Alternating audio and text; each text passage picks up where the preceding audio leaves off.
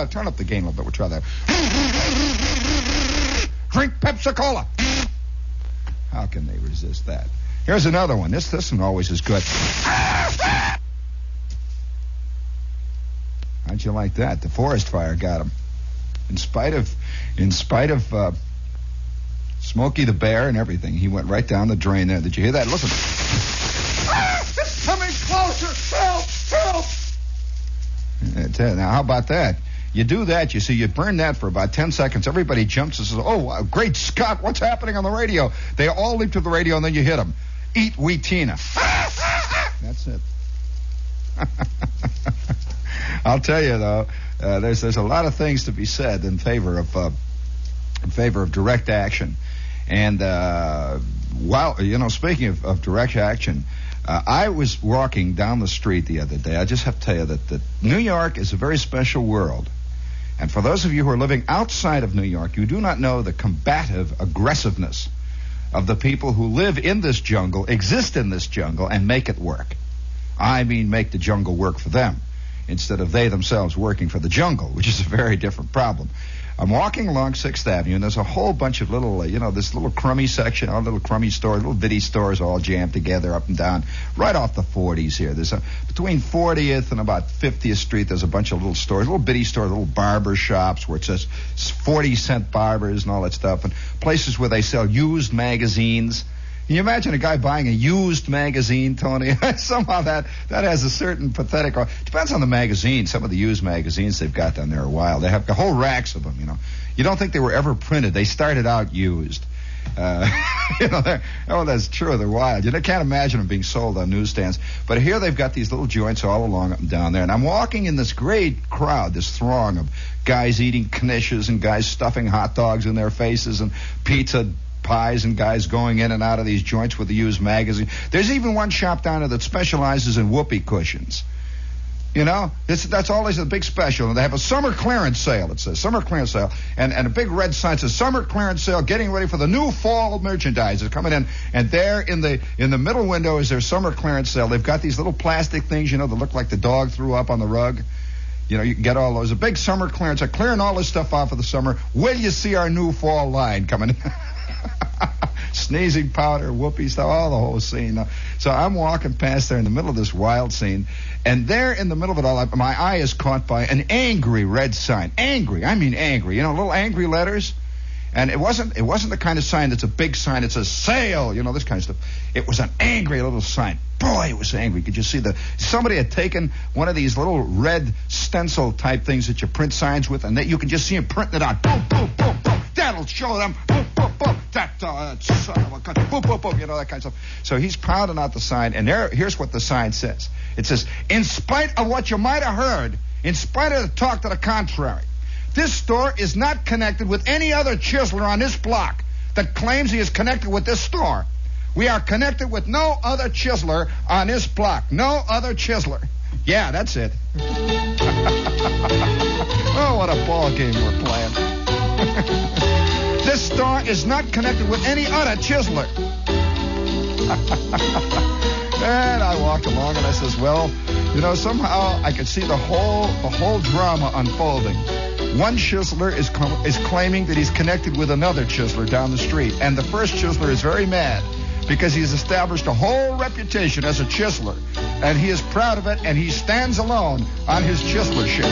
I am connected with no other chiseler on this block.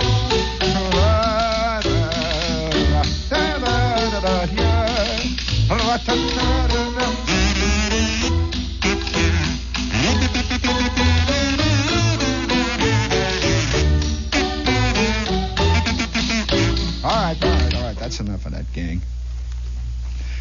Now, of course, these New York vignettes. Of course, everybody's going to say, Shepard must have made that sign up. I'm sorry. And they didn't even spell Chisler right. It's spelled Chisler. Chisler. It's something I tried to pronounce. At first, I thought it was some kind of a Greek dish. And, with the grape leaves or something there, and then with the rice and the goat's blood and stuff. But no, you've never had that? Wonderful dessert. It's fermented, Oh, that's great. Another thing. has to be reported. New York of course, New York breeds both anonymity and it breeds guys who fight like mad to bust out of the anonymity role. I suppose the great urban complex that we're living in, just a wild scene. It's very difficult to try to put yourself into the place of a person who has never been in New York before, never seen it really, never felt it, to look at it with a new eye as a New Yorker. You live here in this rabbit warren every day, and you're totally accustomed to it, literally. Well, I had a friend who is an artist, you see. He's a playwright. And he's recently got himself one of these grants where they send him up to a camp in New England to write his play.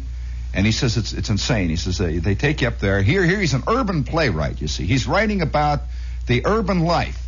He's writing about man caught in the 20th century giant machinery that he's created himself. That's his whole bitch. And he's angry young playwright. He's bugged, the whole scene. So they come to him. They've read part of his play, and they say, well, what we ought to do is to send you to a place where you can really write your play, give you the rest and peace and quiet, the solitude that an artist really requires to do his best work. And so he says, gee, that's fine. Well, okay, we're going to send you up to this camp up in New England, this traditional ancient camp up there. You're going to get a Rockefeller grant.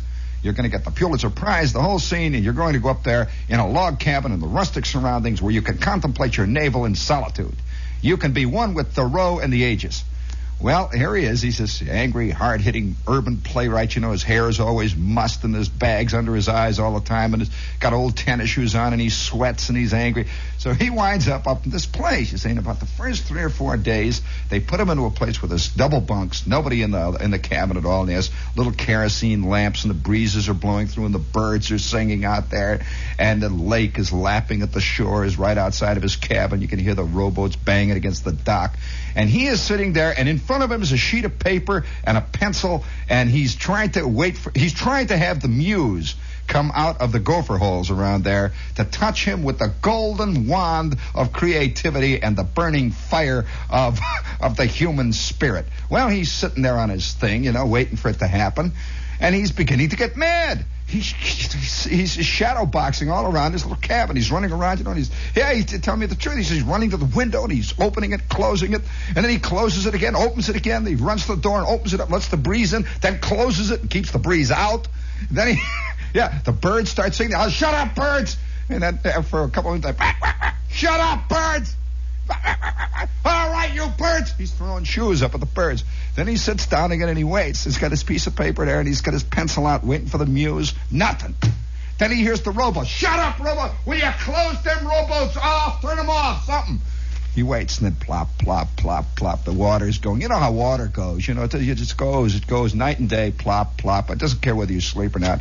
The water's going plop, plop, plop, plop out there. It's lapping up against the dock, plop, plop, plop. Will you shut the water off, you bum? He's hollering at a little kid down there walking around, with an inch or two around him. He says, shut the water off. Plop, plop, plop, plop.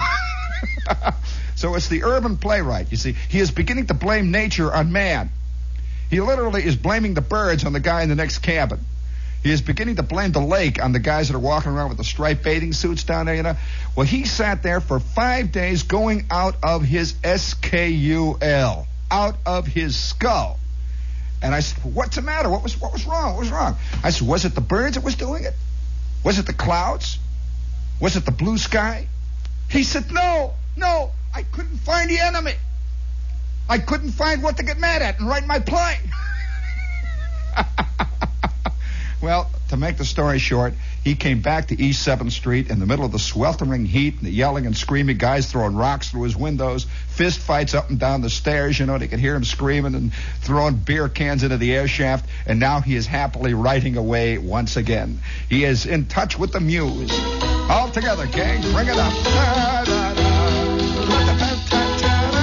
So don't tell me you don't like this sweat and steam, this fist-fighting, yelling city. It's right there, and you're a part of it. You're as much a part of it, believe me, as those butts, those cigar butts and those beer cans squashed into nothingness on 6th Avenue. And that sign that says, I am not connected with any other chiseler in spite of all the talk. I am not connected with any other chiseler on this street.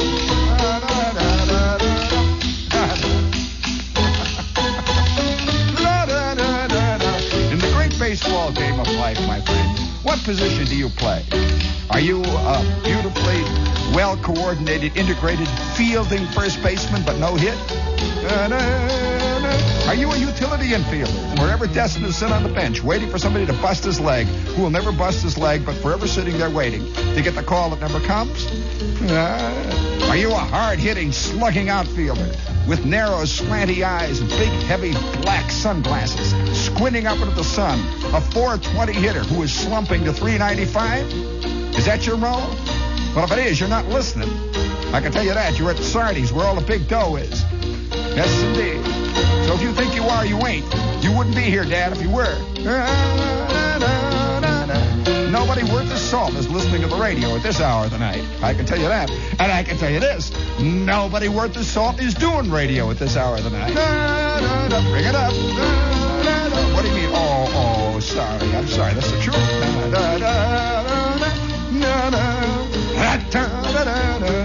Bring it down there. Speaking of saltness. The saltless. This is WOR AM at FM New Yorkie. And, right here. WOR AFM and FM New Yorkie. Do you have the thing in there? All right, belt it.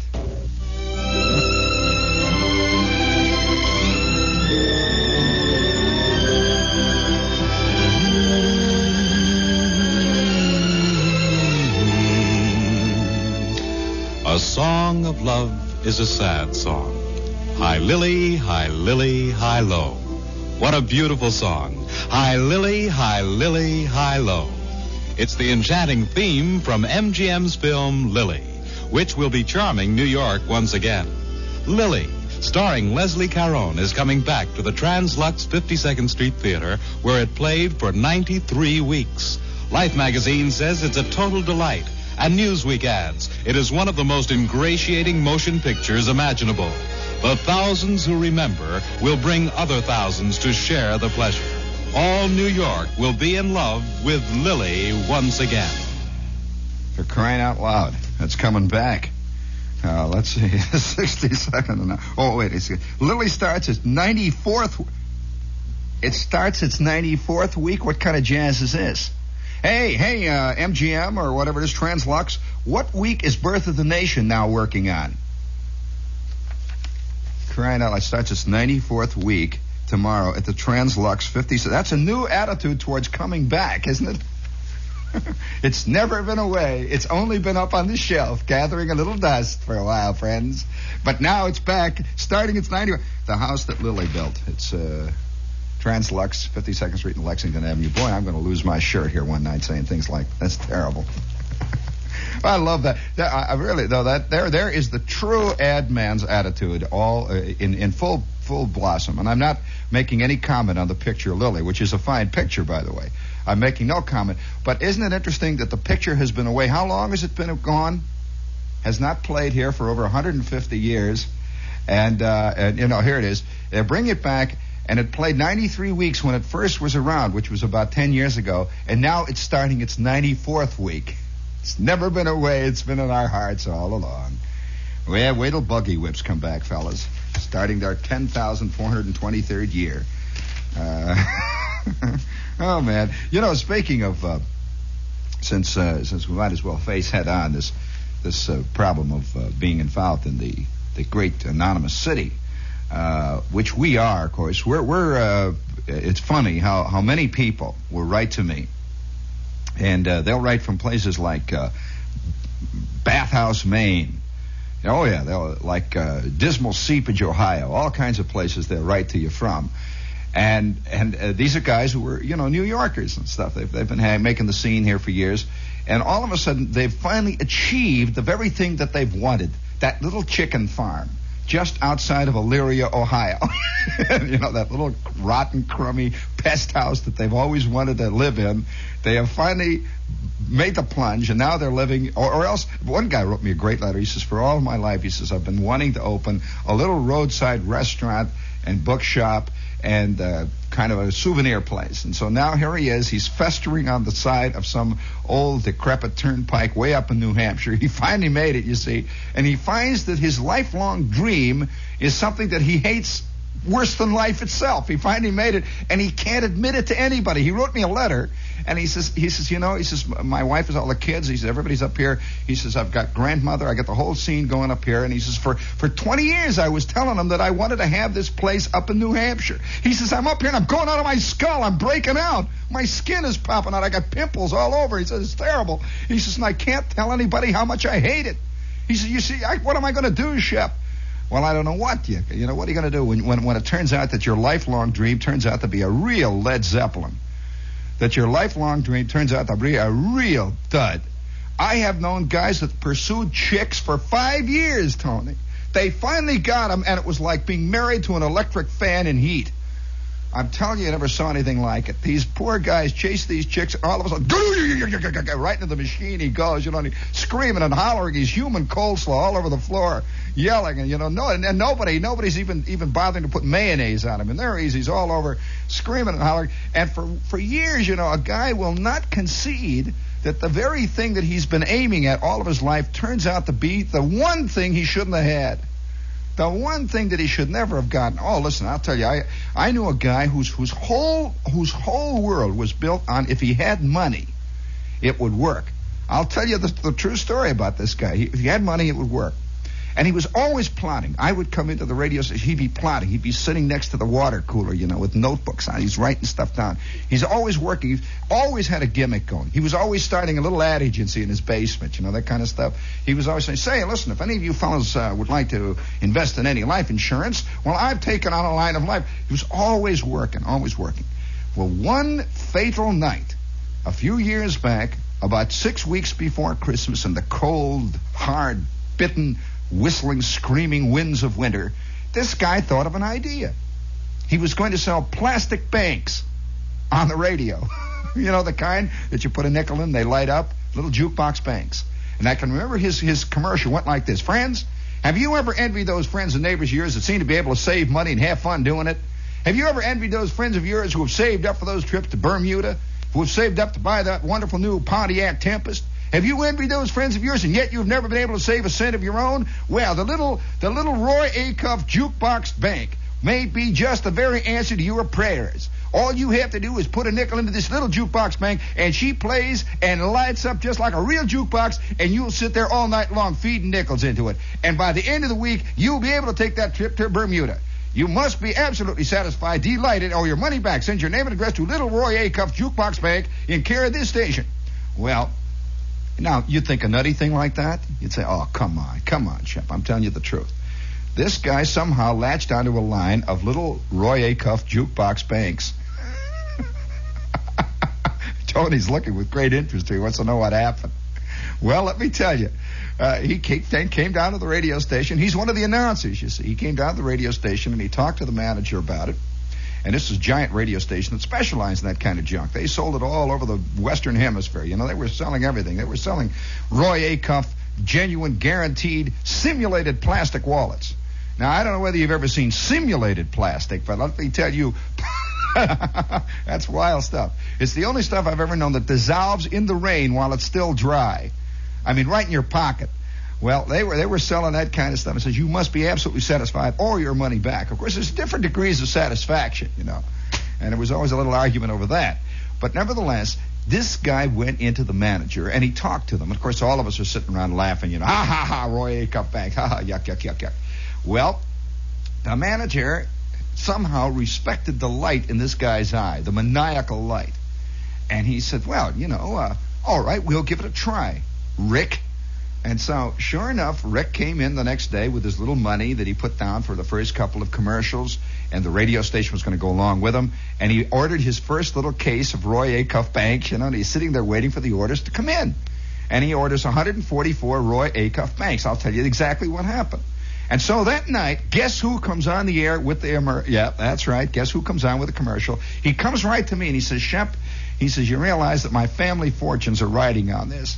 He says, we've got to go over this thing together because, I'm just, I'm as skeptical as the next guy, and I'm doing this terrible, rotten radio show. It's all kinds of hillbilly music. So after this guy he says, and it was the Wabash Cannonball, I say, there you've been listening to the Delmore Twins. And now, folks, if you've been envying those friends and neighbors of yours who have been able to save money, who've been able to enjoy saving money, if you've never been able to save money in your whole life, well, we have the answer for you. It is the Little Roy Acuff Jukebox Light 'em Up Bank. Send your name and address to Little Roy Acuff Jukebox Bank. This little bank sings and plays. You just put a nickel, a quarter, a 50-cent piece in this bank. It lights up like a real jukebox. It plays real jukebox music. And you'll be saving money and enjoying yourself at the same time. What? Well, of course, I'm in there. I'm belting this thing out, and I'm sweating away. And all the while, I'm laughing. You see, the engineer is sitting there with that you-know-what eating look on his face, looking at me like, well, boy, when do we take Rick over the coast? And Rick is standing in the control room. Rick is the announcer whose whole world is riding on this commercial. He is standing in the control room, and he's looking he's looking in at me like hit it, Shep, hit it, Shep. So I say, all right, I'll go over it again. I say, yes, friends, you must be absolutely delighted. You must be absolutely delighted, or your money will be returned without question within 10 days. Just send your name and address. I will repeat it. Just send your name and address to Little Roy Acuff Bank. I will spell that Little, Little Roy, Roy, Acuff, Acuff, Little Roy Acuff, Jukebox Bank. And you know how to spell Jukebox Bank, friends. Send your name and address to this station, and you will receive your Little Roy Acuff Jukebox Bank in just 3 days. Postage paid, absolutely guaranteed, and you can begin to save money right that very instant. You could be on the way to a college education. You could be on the way to a brand new Tempest convertible automobile. You could be on the way to a vacation on the sands of Bermuda. Send your name and address to Little Roy Acuff. Well, I'm going like mad in there, and I'm just getting carried away by it, and the hillbilly music is playing, and the band is yelling and hollering. Well, I go on to my next commercial. Of course, my next commercial was something like, friends, have you envied those friends and neighbors of yours who have been able to raise chicks and chickens without any trouble? Well, the Little Roy Acuff Tennessee Chicken House will guarantee you 100 chickens without culls, sex guaranteed, mailed to you postpaid any place in the United States. Just send your name and address to Chicks, C-H-I-X, Chicks, and I'm going on, you see. Oh, yeah. Oh, my favorite one of all time, though, was, friends, have you ever envied those neighbors of yours who come back with the back end of their car just loaded with fish, and you have not been able to catch fish for weeks on end? Well, the Little Gypsy Fish Bait Oil Company is now making available to you a secret oil preparation that was developed by gypsies wandering over Romany Europe many centuries ago who had to catch fish or die. And this gypsy fish bait oil is guaranteed, friends, to be an absolute fish killer. And in many states, it's illegal if they find out you're using it. Just dip your worm into Little Gypsy Oil Fish Bait, and by George, those fish will be leaping into your boat. You'll have to be beating them off with an oar. Well, I love that one. You can see I could have turned a pretty dollar in this racket. Well, let me tell you what happened. We're all laughing. Everybody's walking around. We're all hitting each other. We go in the announcer's lounge. You ought to see the announcer's lounge of a hillbilly radio station. That is a sight to see. I'll tell you, you can smell it for blocks away. Well, of course, it's just hitting pretty close to home. There's two types of hillbillies. I'll tell you. There's the real one, and then there's the guy that has the boat out on Long Island, but has the same taste. Oh, man, that's close to home there. But it's a fascinating bit. I'm walking in around the announcer's lounge, and of course we're all laughing. All these hard, because one thing about really swinging PI announcers, guys that really work the field. I'm talking about real workers in the vineyard of radio sales. These guys in New York City, they don't know nothing, I'll tell you. I'm serious, poor old Dan McCall. These guys, they couldn't sell their way out of a paper bag. You get a guy working on a great big 50,000 watt station way out somewhere in the deep south of the Midwest with the modulation at 145%. It all turned up, cranked all the way up, and everything's mushing out. All you want to do is get the message out, belt it out. It's the station itself is designed to penetrate radios that haven't worked since 1928. I'm serious. Believe me, some of those radio stations, even if you've got 4 burned out tubes and it's a 5-tube radio, they come in on S9. They just boom right in. In the modulation. And friends, I want to tell you, the Quilt Lady guarantees 250 pounds of genuine quilt parts. Genuine, beautiful, cut quilt pieces that will produce our fair-winning prize quilt in just 4 hours and 27 minutes. Send your name and address to Quilt.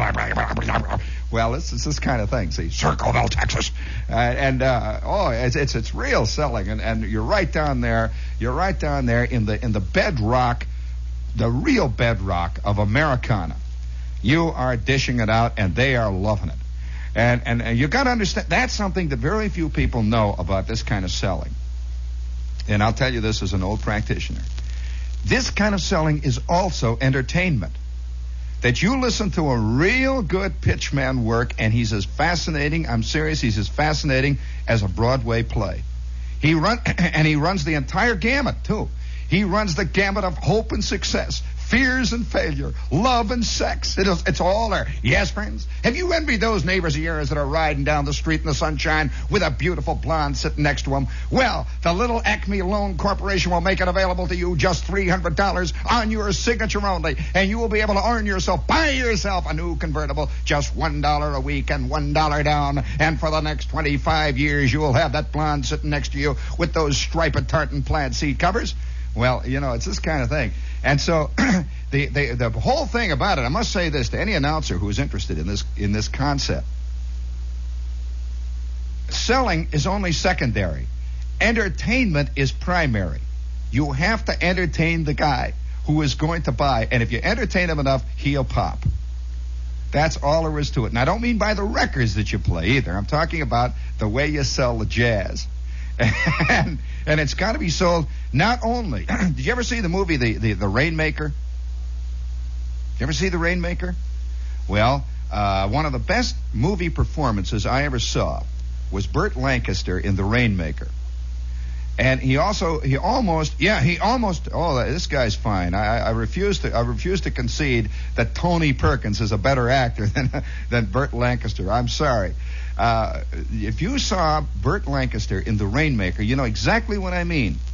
That the people loved being bilked. They enjoyed it. He came to town, and the one thing he did was entertain them. And even though they knew that they were being taken, even though they knew that they were being peeled, even though they knew that they were all marks standing around there, they loved him for it because he gave them something in their lives that they had not had. He came out there. Ladies and gentlemen, have you ever wondered about those great stretches of nature just out there on the other side of the hills? Have you ever wondered what it is that causes rain? Well, I can tell you right here, as I stand right before you, that by tomorrow night I can have that rain a-coming down from that sky. I can have those clouds a-forming up over there. Well, I mean, who cares if it rains after that? I mean, the rain itself is an anticlimax.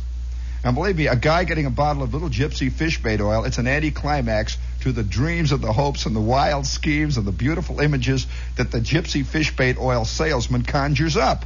It's showbiz. Believe me, you walk into the theater over here. I'm serious. You walk into the theater, you pay $9 a head. You get in there, it's been written about for 6 months by the Times. You walk in, and there's those giant gold lame curtains, and you sit down, and you're in this big seat, and the audience is all dressed up with furs and the whole scene, the Cadillacs and the Rolls Royce. Who cares about the play after that? That's a drag. Many a guy, believe me, would just as soon do without the play. Seriously. That is totally a drag. It's all the packing. It's all the packaging. And so I'm sitting in there that night, and I'm selling that thing. I says, friends, if you've ever envied those friends of yours who've been able to save money, the kind that just puts money away and they go around with that big grin on their face, and by the end of the year they got enough money to go down to Bermuda. Have you ever envied those people? Well, the little Roy Acuff Bank, Jukebox Bank, will provide the answer, the means for you to save and enjoy it. Can you just see yourself sitting there, putting a quarter in, and it starts to sing Roy Acuff's favorite ballad? Yes, sir, the Red River Valley. It's singing away to you, and it's lighting up, and you've saved yourself a quarter, because at the end of the month, you open up the box, and you're milking your own jukebox. Yes, sirree. Yes, sir, you can have your cake and eat it too, friends. Well, I'll tell you. So you didn't know that I could do this, did you, Tony? Well, I'm sorry. WOR thinks I'm not commercial. So that I could think, listen, I could go through that morning. I could go through this WOR schedule like a lawnmower going through dandelions. I'll tell you. Sometimes when you've had this kind of experience, it's like a fighter. It's like a guy who knows how to, a real tremendous fighter. And he gets into a bar and he sees everybody standing around the bar, all these fat guys and these little short guys and these big rubbery guys, and they're all getting a little tough. They're drinking their beer and they're pretending they're fist fighters, and they walk around and they yell and holler at the mirrors and all that stuff. He knows that all he would have to do, would be just to work one end of the body, then hit the heads together and start on the booths, and then throw the whole crowd out on 6th Avenue with one big fell swoop. Well, that feeling? Well, I have come up in my past, which is somewhat checkered, through a school of radio that did not fool around. I'll tell you. It was a very different world, I'm telling you, than the good guys over here. The very different scene than somebody politely breaking into the Martha Dean show to tell you about reading the New York Times. Very different school. Now, sometimes I listen to the radio guys and I feel like that fighter. That fighter that goes into the bar and he knows he can lick everybody in the house, and he just doesn't do it. Because it's not that he's a better man or anything. His experience has been different. He's been trained, in a different school. He's been trained, what to do with your elbow when you're infighting.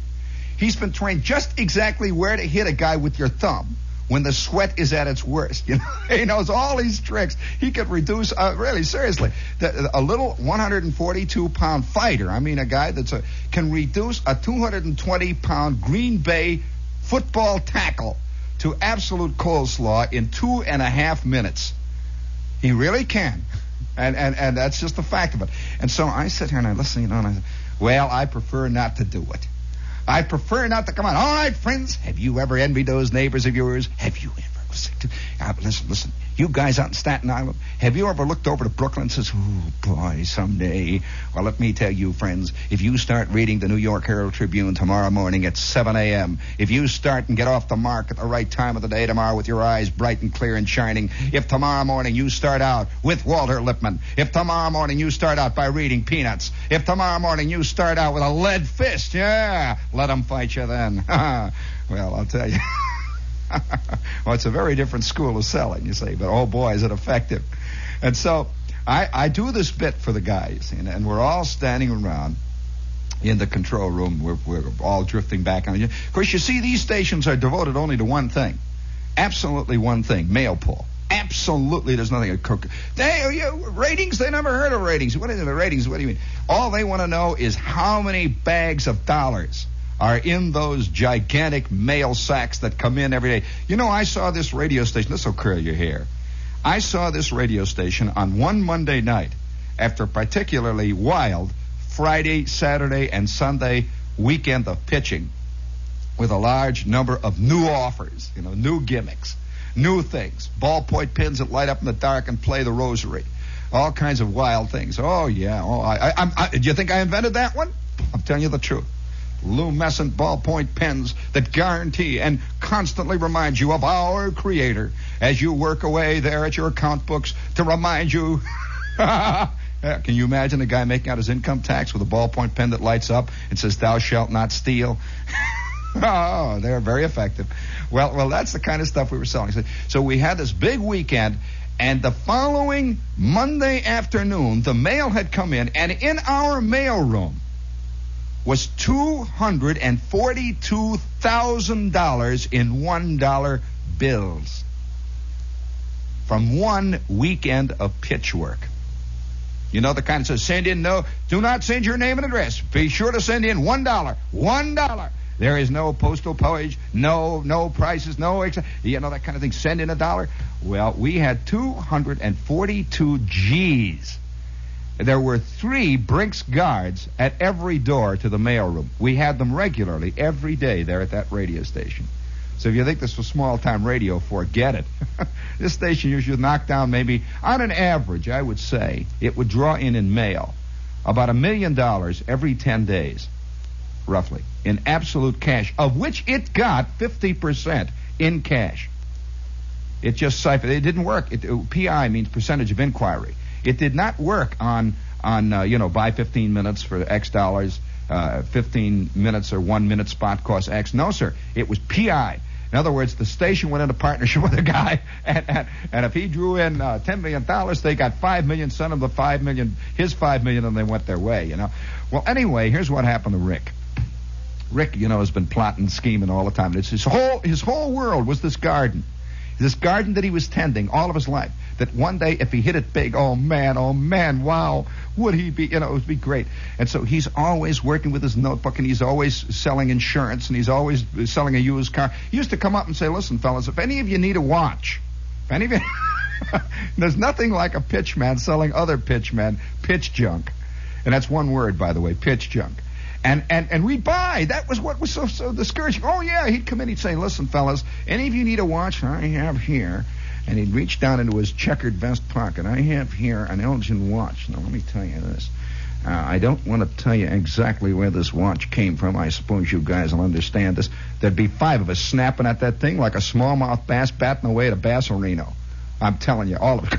Let me see it. I bought more cardboard Elgin watches than you ever could. Believe it or not, I'm serious. You know that gimmick. You get an Elgin watch case and you put a Mickey Mouse Works in it. That's what you do. And some nights when the sun is shining right or the moon is up right, you can see the little Mickey Mouse hands on it, you know, with the little yellow mittens and the gloves and the little Mickey Mouse shoes and stuff. Hey, yeah, and there it is. It says Elgin, 23 jewels. All 23 jewels are in a pawn shop 400 miles away. They ain't in your watch. And so, it's this kind of stuff. He used to come in. Well, so this big day arrived. I did his big pitch. I did the big thing. And, of course, the whole point is to wait till the next morning. And we're saying, boy, will Rick get it this time, man. Oh, man, he's going to learn this. This is a hard field of road. We're all hitting each other. And it got to be a gag. And we'd go down to the little gypsy diner, you see. We'd go down there and somebody'd say, Hey, you got your jukebox bank with you? Listen, I'd like to buy a quarter from you. And somebody would reach down in his pocket and take out a jukebox bank. We all took to carrying them around, you know. We'd take them into the joints and we'd put a quarter, doing, doing, doing. We'd go. They actually played. They played hillbilly songs.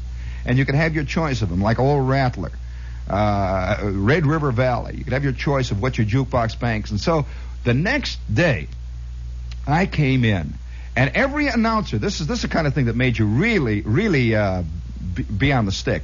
Every announcer had just exactly the way, you know how they post the batting averages every day?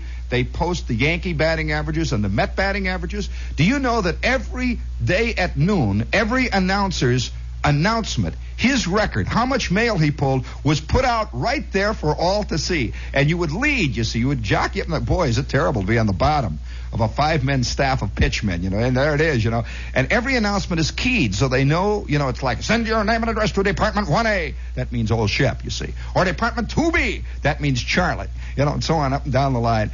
And so that day I came in, and I walked in, and there was the chick sitting there at the reception desk, and she says, "Congratulations." I said, What do you mean? She says, "Have you seen the chart? I came in at noon." I said, No, what do you mean the chart? I figured, Gypsy fish bait oil finally broke through. So I go in there, and whose name is leading all the rest? Shepard drew 17,923 orders at $3.95 each for Roy Acuff jukebox banks.